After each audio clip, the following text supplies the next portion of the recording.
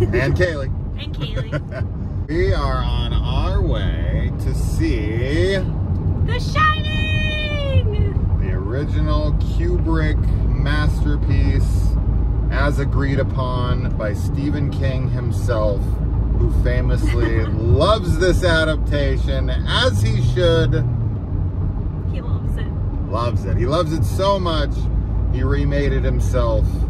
He's like, I gotta do that.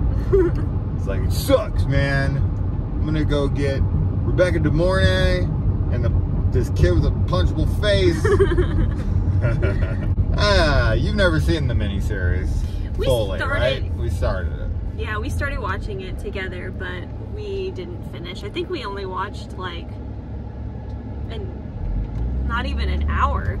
Well, maybe this will light our fires. Light our fires? Light a fire under our butt. Yeah.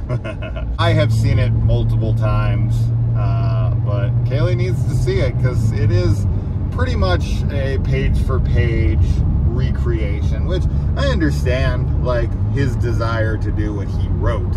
But as we all know as film lovers, there's just some things that don't translate well to film. Yes. And Kubrick had a vision, and it is, yes, different for sure than The Shining. Kaylee, did you see Dr. Sleep in theaters?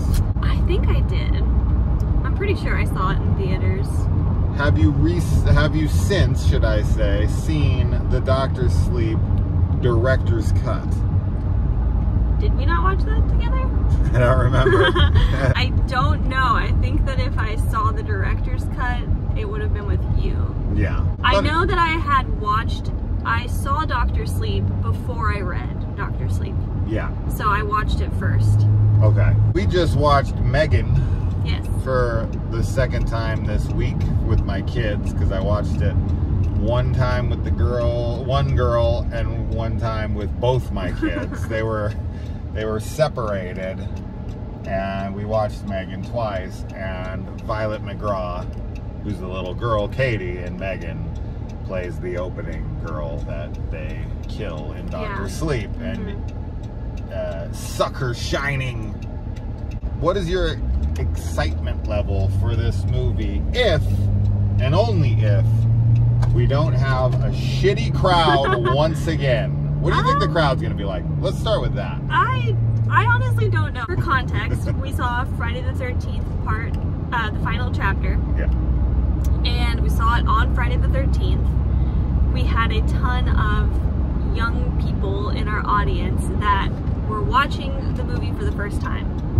And it was really not a great experience because they were very loud and kind of obnoxious.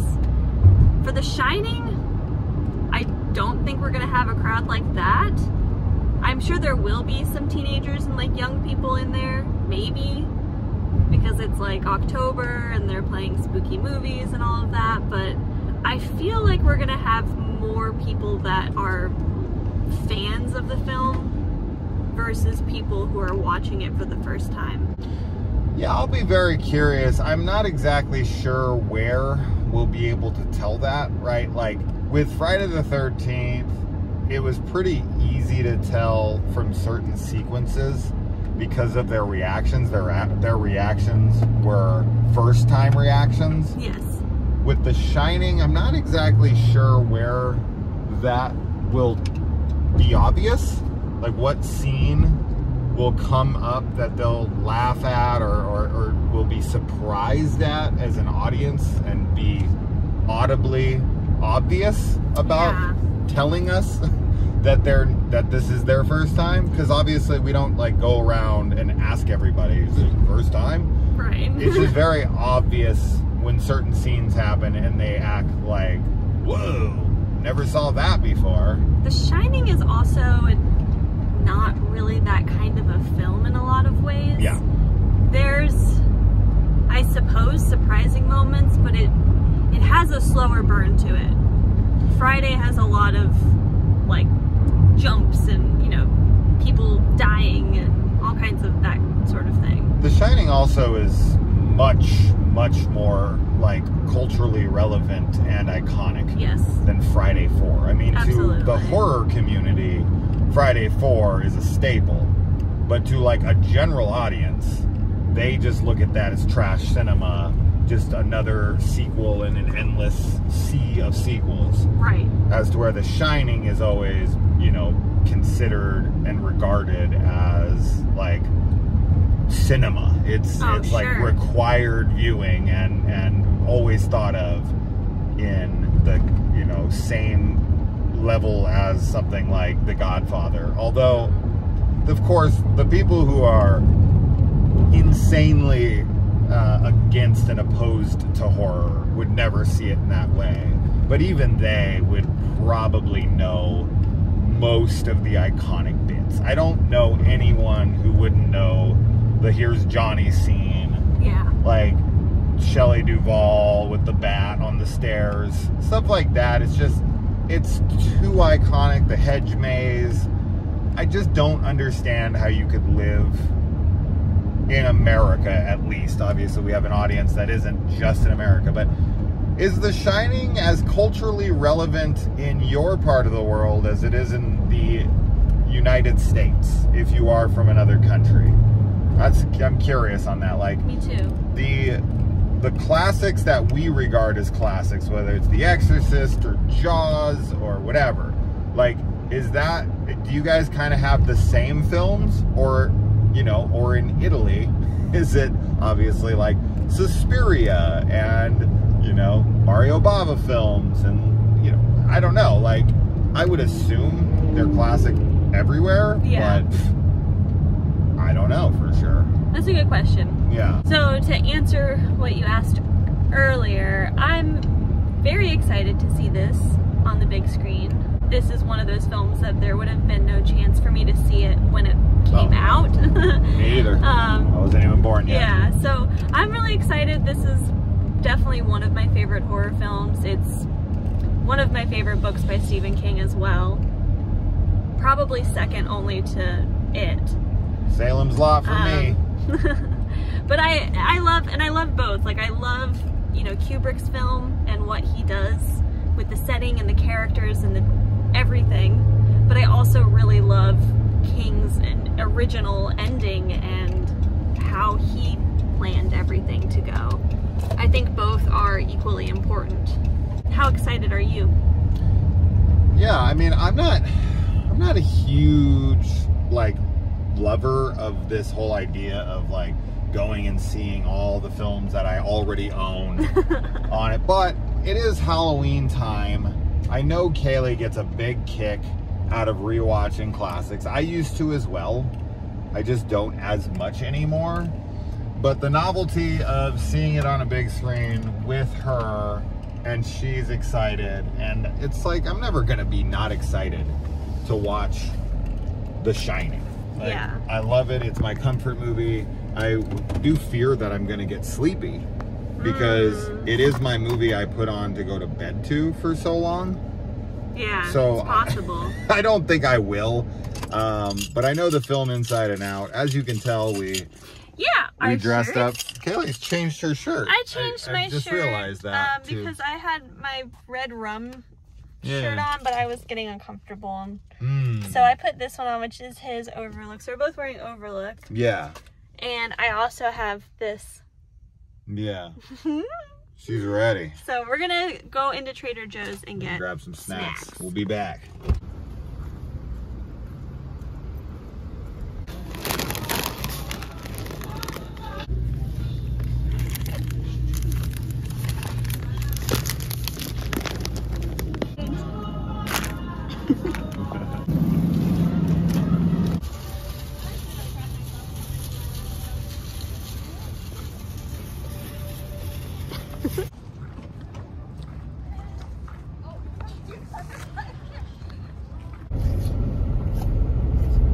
Our dirty windshield.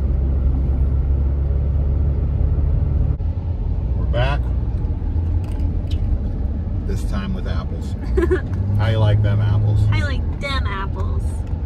You know, these Honeycrisps are good, but they're so big. They're massive. It's really hard to bite into. Like, I was like,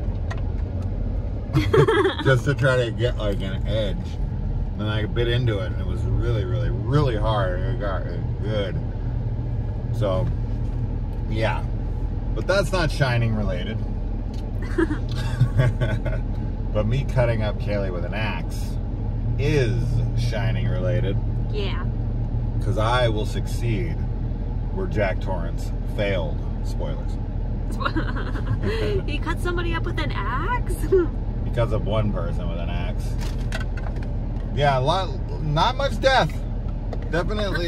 No. You know, that's the interesting thing with, you know, supernatural horror, like ghost stuff, is most ghost horror movies, they never have a high body count. It's very rare.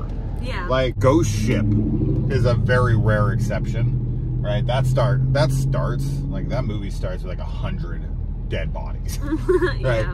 What in the holy hell is this guy doing? Bro, hold on. This person? That's definitely the weirdest moves I've ever seen. He was 3 like, lanes over there. And during a green light, he decided to pull up into our lane in the turn signal lane from that. I'd never seen a move like that in 20 plus years of driving. Wow. It's like, I gotta see The Shining, man. It's gonna be starting. I've never seen it before.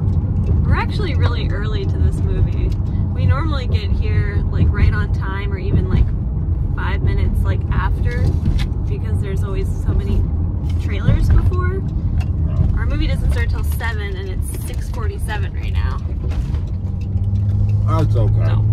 We can watch the people come in and guess which ones have seen it and which ones haven't. That's a good idea. Do you think there's anybody gonna be there wearing Shining shirts? Yeah, we will. Besides us? Yep, probably. We had a few Friday the 13th shirts. I always feel like Friday the 13th merch is pretty readily available. I don't see a ton of Shining. I do here and there. I'd say it's like the next tier down. Friday the 13th's like top tier. Like I see that shit everywhere. I do too. They really sold that brand out for mass marketing. It's, you know, one of the most popular slasher franchises, so it makes sense. And The Shining is a lot more, like you said, it's culturally relevant, it's a cinema classic. So there are people who are major fans of it, but it's just got a different vibe than something like a Friday or a Halloween or even a Nightmare on Elm Street. I will say this. This is the most I've been to the theater in a week in my life. This will now be the 4th time I've went to the theater in the last 5 days. That's pretty insane. Lot, yeah. That's pretty insane. That's the only day I did not go was yesterday. Wow. But we went, today is Tuesday. We went Friday night, Saturday night. I went Sunday with the girls and skipped Monday and went today. Yeah. So every day. I have been to the theater every day. Except for Monday. Yeah. That's pretty wild. Yeah. And we're supposed to see Nightmare Before Christmas. That's right. On Saturday. I was even going to see if we could see something tomorrow, but I'm working, unfortunately. But maybe. Yeah. We saw, what did we see? We saw Friday the 13th on Friday. Coraline on Saturday. Yes, guys. I went to Taylor Swift's Era Tours with my kids on Sunday. And if you want to judge me for that, you can get fucked. And didn't go Monday. Shining tonight. It's crazy. It is crazy. Yeah. It's cool though. So, all right. We'll see you guys inside. Bye. There's that handsome man eating an apple.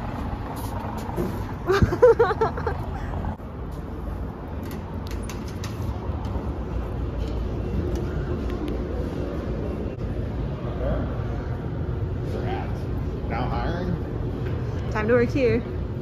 I would.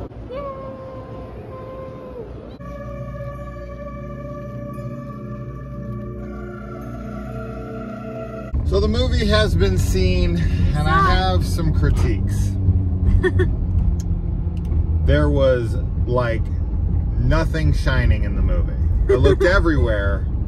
Very, very little shine going on. No shining. No shining. False advertisement. Yeah. 0 out of 10. I mean, it's definitely one of those movies that I can 100% understand why people wouldn't like it, why they would find it boring. It is a slow film. Like, it is. I love it. I've always loved it. It's a comfort film for me, but I 100% understand someone being bored out of it, you know, at the movie, for sure. Yeah. The film is deliberately paced in a way that makes it uncomfortable. Mm-hmm. There's pauses between dialogue, you know, as to where typically, as we know, when it comes to your dialogue, you want it to be super punchy and as, you know, like time management is of the essence. And like watch a Quentin Tarantino film, there's more dialogue spoken in 5 minutes in a Quentin Tarantino film than there is in the entirety of this film combined. Right? Like, people talk so fast, they answer each other, their rebuttals are quick, everything is snappy. And that's typically how a lot of filmmakers are told to make film. There doesn't want to be any dead air. They expedite conversations. No one says hello or goodbye on telephone calls. Like, things are always, like, snappy. And Kubrick, of course, wants to let things linger. The isolation, the uncomfortable silences. Right? He really shines a spotlight on these things. Mm-hmm. And in doing so, you know, with modern audiences that are used to a freaking black cat being thrown at the screen and friends faking drowning and ghosts jumping out at every corner and every other little trick in the book to keep audiences engaged. And of course now more than ever, with the cell phone generation, the TikTok videos that, you know, give you bite-sized entertainment that is just always constant, and there's always something happening, and you just go to the next video and the next video, and if something's boring you just go swipe up.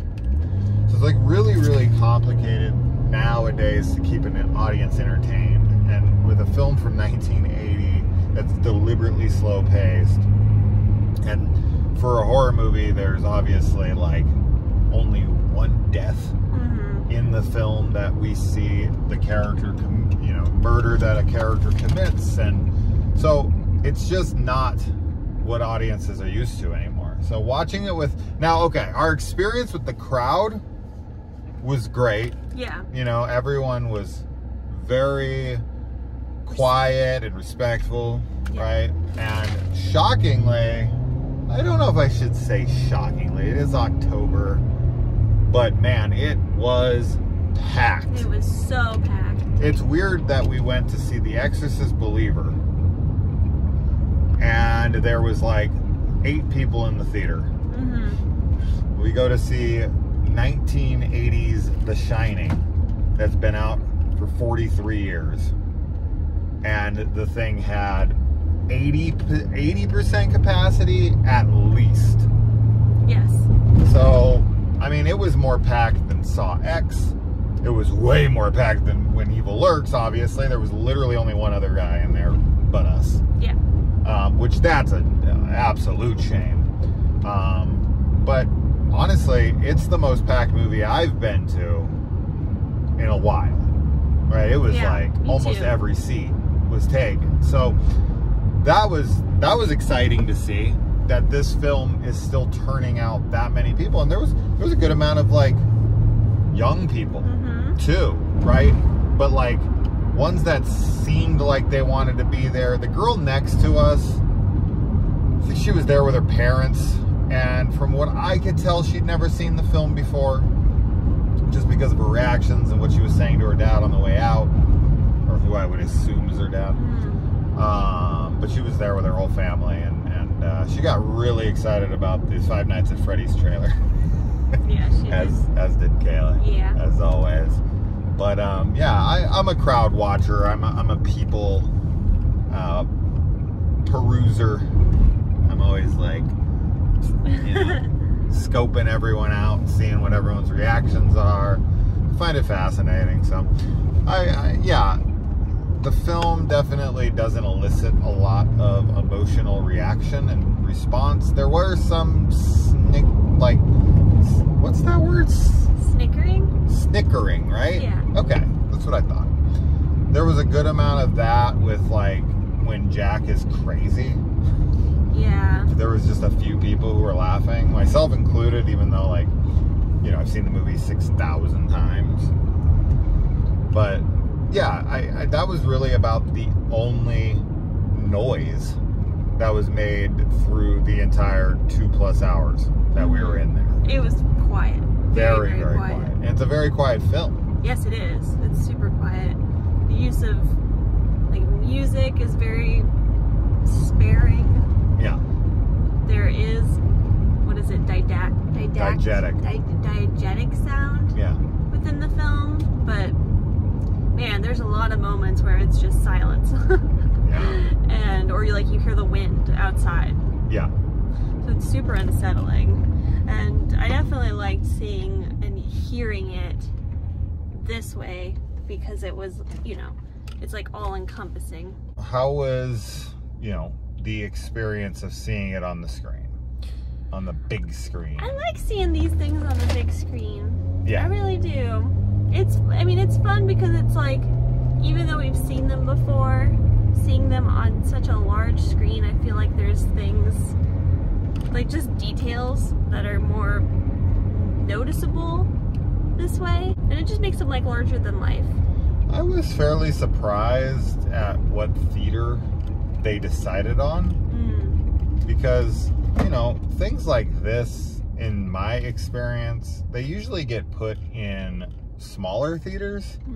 This one was large. It was really big. This was a big theater to play The Shining in, and they were obviously smart and understood what they were doing with that, because it was packed, and you know, they could have probably put it in a bigger theater. I don't know, maybe a bunch of people went away and didn't buy tickets because there just weren't enough for seats that they'd want.